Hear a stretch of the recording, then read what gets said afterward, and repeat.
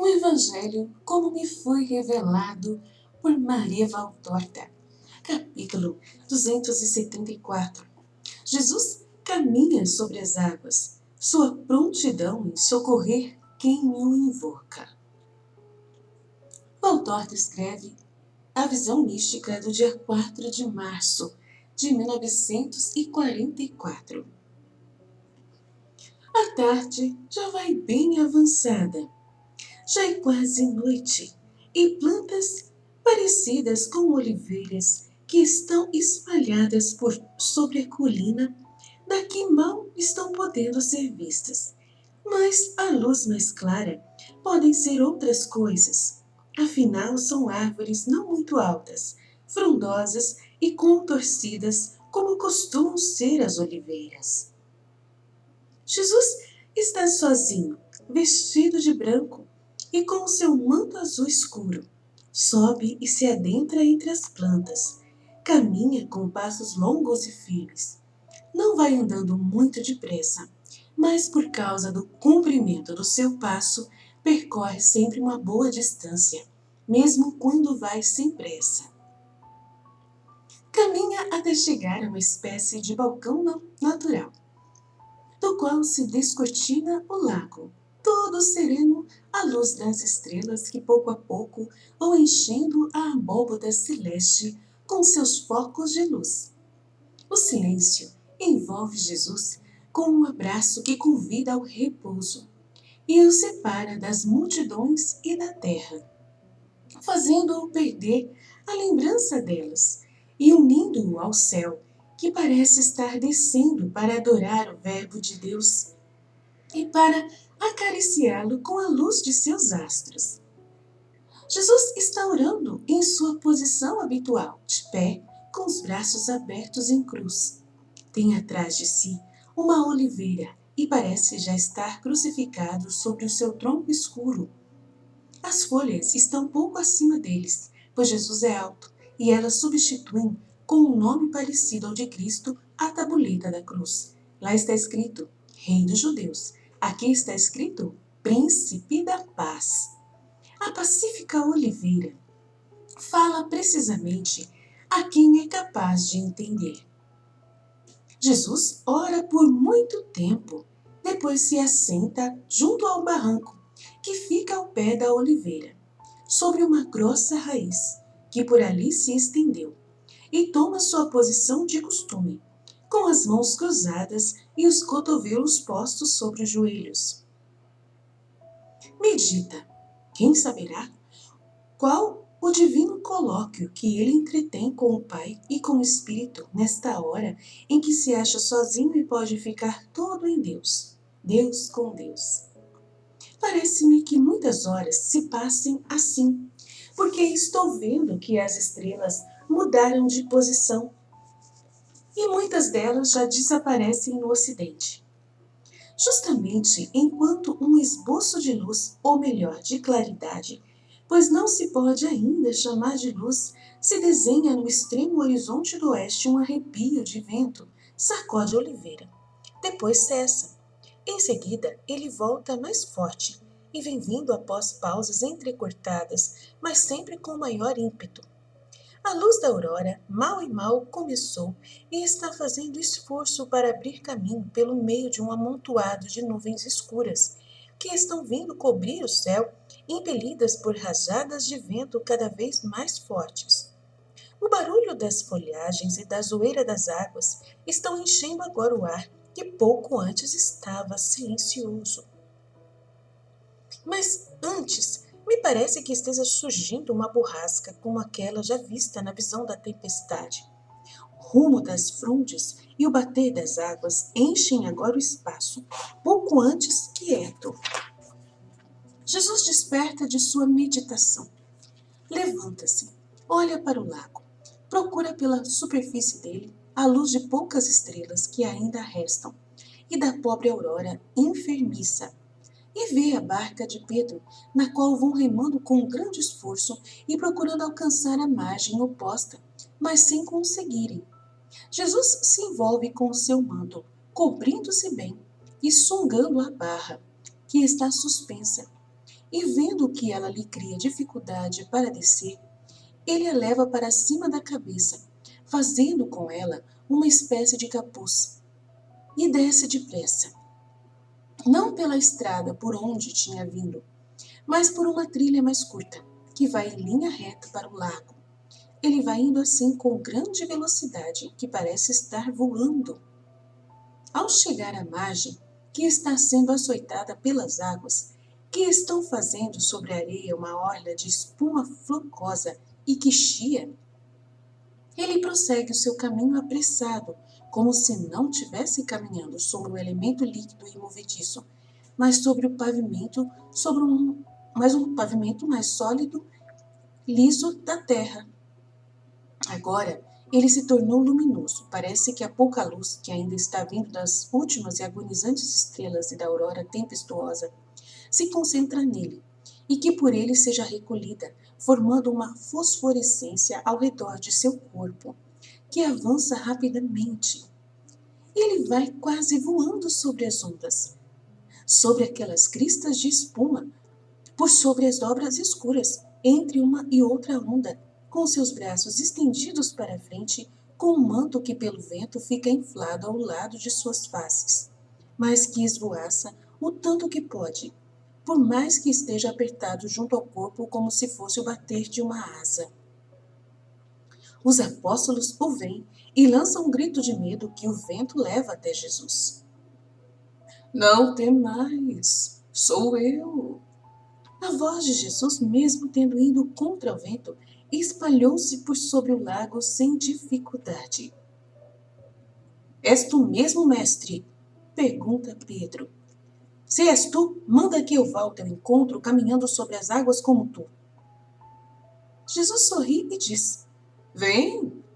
E diz isso simplesmente como se fosse mais natural do mundo caminhar sobre as águas. E Pedro, seminu como está, isto é, com uma túnica curta e sem manto, dá um salto da barca e vai até Jesus. Mas quando ele já está a uns 50 metros da barca e a quase outros tantos de Jesus, fica tomado pelo medo. Até aquele ponto, ele ia indo impulsionado pelo amor. Agora sua natureza humana dominou e ele teme por sua própria pele.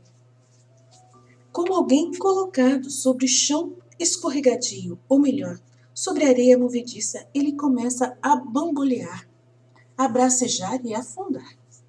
E quanto mais braceja, com mais medo vai ficando e mais vai afundando. Jesus parou e está olhando para ele. Está sério, está esperando, mas nem estende uma das mãos, pois continua com as duas juntas sobre o peito e não dá mais nenhum passo, não diz nenhuma palavra. Pedro vai afundando, já desaparecem seus tornozelos, suas canelas, os joelhos e as águas já estão atingindo sua virilha. Já vão alcançando sua cintura. O terror já está em seu rosto. É um terror que paralisa até o pensamento. Ele não passa de carne com medo de se afogar. Não pensa nem em pôr-se a nadar, nada. Fica apatetado de medo. Finalmente ele resolve olhar para Jesus. E bastou olhar para ele e logo começou a raciocinar e compreender onde está a salvação. Mestre, Senhor, salva-me! Jesus abre os braços e, como que transportado pelo vento e pela onda, precipita-se no rumo do apóstolo e lhe estende a mão dizendo, ó, que homem de pouca fé! Por que duvidaste de mim? Por que quiseste fazer tudo por ti mesmo? Pedro, que havia agarrado convulsivamente a mão de Jesus, nem responde. Somente olha para ele, para ver se ele está com raiva. Olha para ele com uma mistura de um resto de medo e de arrependimento. Mas Jesus sorri e o conserva bem seguro pelo pulso, até que, tendo alcançado a barca, transpõe a borda dela e entram. E Jesus ordena, ide para a margem. Este aqui está todo molhado. E sorri olhando para o discípulo humilhado. As ondas se espraiam para facilitar a arribação e a cidade, vista outra vez do alto de uma colina, já vem aparecendo para lá da margem. E a visão termina aqui.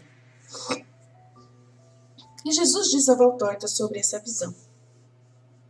Muitas vezes não fico esperando nem mesmo ser chamado, quando vejo que filhos meus estão em perigo. E muitas vezes vou correndo a eles, até aos que para comigo são filhos ingratos. Vós estáis dormindo, ou estáis preocupados com os cuidados da vida, com as solicitudes da vida.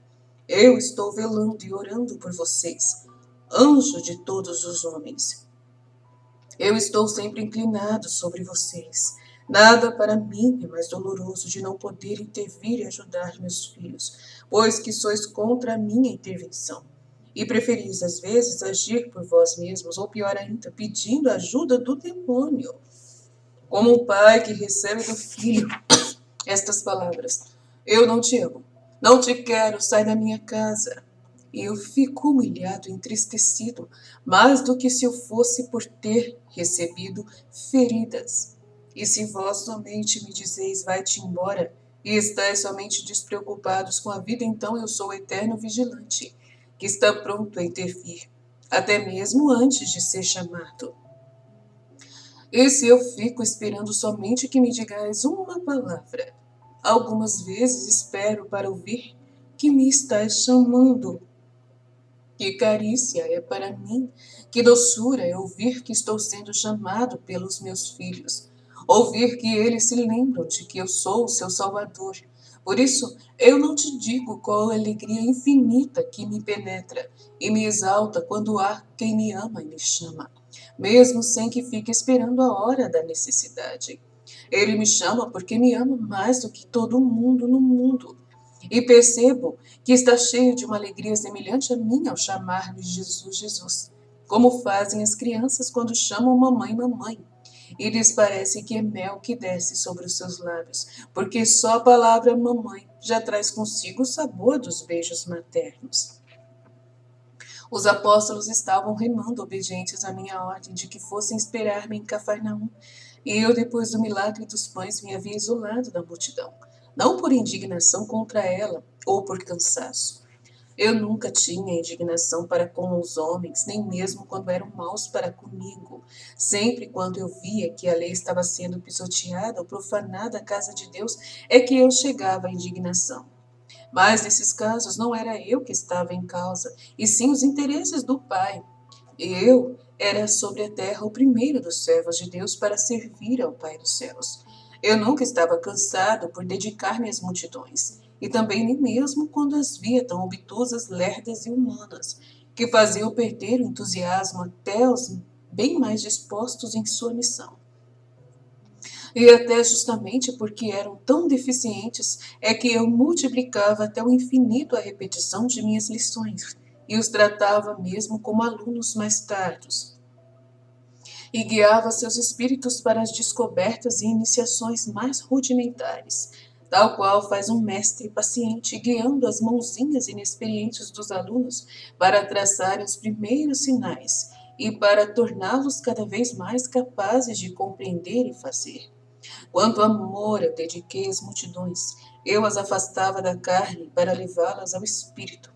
Também eu havia começado na carne, mas enquanto Satanás começa por ela para levar para o inferno, eu começava por ela para levar para o céu. Eu me havia isolado para dar graças ao Pai pelo milagre dos pães multiplicados. Muitos milhares de pessoas haviam comido, e eu lhes havia recomendado que dissessem obrigado ao Senhor. Mas depois de ter recebido ajuda, o homem não sabe dizer obrigado ao Pai. Então eu ia dizer isso por eles. E depois, eu me havia unido ao meu pai, no qual eu estava com uma saudade tão grande, infinita e cheia de amor. Eu estava na terra como uma casca seca e sem vida. O meu espírito se havia arremessado ao encontro de meu pai, que eu sentia inclinado sobre o seu verbo. E lhe dizia, eu te amo, Pai Santo. E era minha alegria dizer-lhe, eu te amo. Dizer-lhe isso como um homem, além de dizer-lhe como Deus. Humilhar diante dele o sentimento do homem, assim como lhe oferecia as minhas palpitações de Deus. Parecia-me que eu era o imã que atraía a si todos os amores do homem, capaz de amar um pouquinho a Deus, de acumulá-los e de oferecê-los do fundo do meu coração. Parecia-me que eu estava sozinho, Era o homem, isto é, a raça humana que voltava, como nos dias de sua inocência, a conversar com Deus à brisa fresca da tarde. Mas por mais que a felicidade fosse completa, pois era uma felicidade de amor, ela não me fazia esquecer das necessidades dos homens. Por isso é que eu percebi o perigo dos meus filhos no lago e deixei o amor por causa do amor. A caridade precisa ser pronta.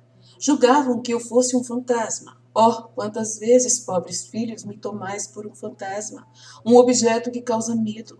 Se pensavais sempre em mim, me terias reconhecido logo. Mas tendes tantos outros fantasmas no coração, e é isso que vos causa vertigem. Mas eu me faço conhecer, ó, se me soubessem perceber. Porque afunda, Pedro, depois de haver caminhado tantos metros. Já o disseste, porque os sentimentos humanos dominam o seu espírito. Pedro era muito homem. Se tivesse sido João, não teria nem dominadoramente ousado, nem voluvelmente mudado de pensamento. A pureza da prudência e firmeza. Mas Pedro era homem em toda a extensão da palavra. Ele tinha o desejo de ser o primeiro, de fazer ver que ninguém como ele amava o mestre. Queria impor-se, e só porque era um dos meus, julgava-se acima das fraquezas da carne. Mas ao contrário, o pobre Simão, que nas provas dava contraprovas nada sublimes. Mas era necessário que, para que ele fosse um dia aquele que iria perpetuar a misericórdia do Mestre no seio da igreja nascente. Pedro não somente se deixa levar pelo assalto do medo, por estar sua vida em perigo, mas se torna nada mais, como disseste, do que carne que treme. Ele não reflete mais, não olha mais para mim. Também vós fazeis assim. E quanto mais o perigo é iminente, mais quereis fazer tudo por vós mesmos, como se vós pudesseis fazer algo. Jamais, como nas horas em que deveríeis esperar por mim e chamar-me, vos afastais e fechais o coração, e também me maldizeis. Pedro não fala mal de mim, mas se esquece de mim.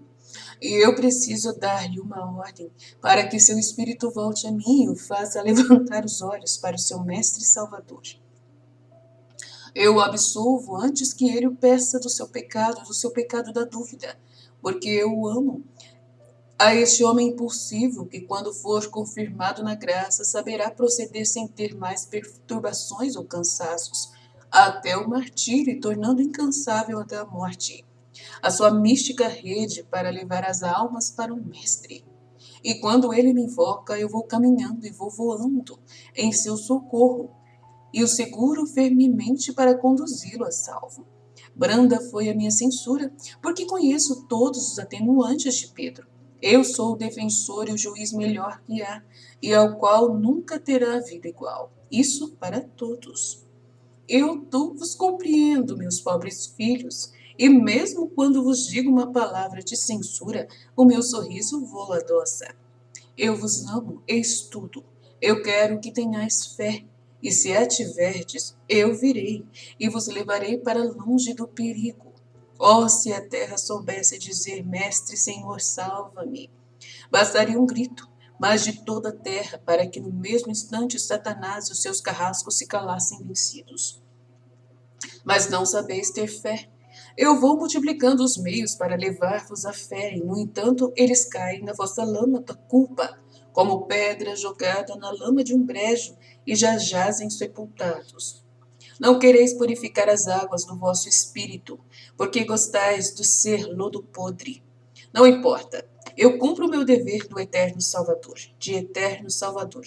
E até se eu não puder salvar o mundo, porque o mundo não quer ser salvo, eu salvarei do mundo aqueles que, por me amarem, como devo ser amado, já não são mais deste mundo. E assim termina a visão. Fiat, Fiat, Fiat.